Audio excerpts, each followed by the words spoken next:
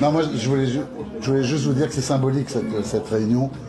C'est pour lancer quelque chose, c'est pour déclencher quelque chose. On voit tous les retours, vraiment. C'est pas, moi, je me prends pas pour un autre. Hein.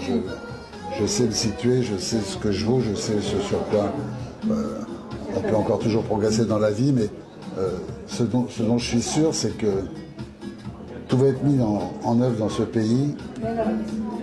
C'est pas par hasard que le chef de l'État nous a accordé une audience et que je vois le ministre vraiment.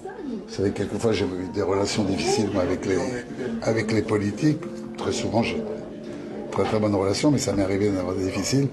Je vois un ministre qui s'investit d'une façon incroyable depuis que je suis arrivé au Congo, que je me suis mis d'accord avec eux, qui a une envie folle aussi, comme Omar peut l'avoir, comme je peux l'avoir, qu'on soit présent en Tanzanie, au Kenya et en Ouganda. C'est pas un rêve, ça doit être une réalité. Et je vous disais tout à l'heure en préambule, on n'est pas dans ce groupe pour jouer la deuxième place. On est dans ce groupe si on est à effectif complet, si vous réussissez à convaincre tout le monde, si vous avez envie de convaincre tout le monde de nous rejoindre, pour jouer la première place, sans s'occuper des titres et des parcours antérieurs de toutes ces équipes. Il y a juste à rappeler ce que vient de faire le Cap-Vert.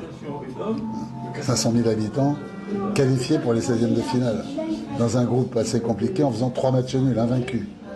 Ce qui veut dire qu'un pays comme le Congo, qui a déjà été champion d'Afrique, c'est pas par hasard si on a gagné une fois un titre de champion d'Afrique, fût-ce en 72, il y a 54 ans, c'est qu'il y a du potentiel. Moi, le début de ma carrière a été marqué par le Congo pour plein de raisons, puisque mes premiers grands coéquipiers ont été François Mpelé, Jean-Bertrand Balekita et Poitiers Andoa, que j'ai découvert votre pays, pays de vos parents, enfin c'est votre pays en 71, puisque on était parti préparer l'équipe des Diables Rouges pour la CAN 72, quelques semaines après au Cameroun, où ils allaient, contre toute attente, gagner la Coupe d'Afrique Nation en sortant le Cameroun à domicile en demi-finale et en battant le Mali de Salif Keïta en finale.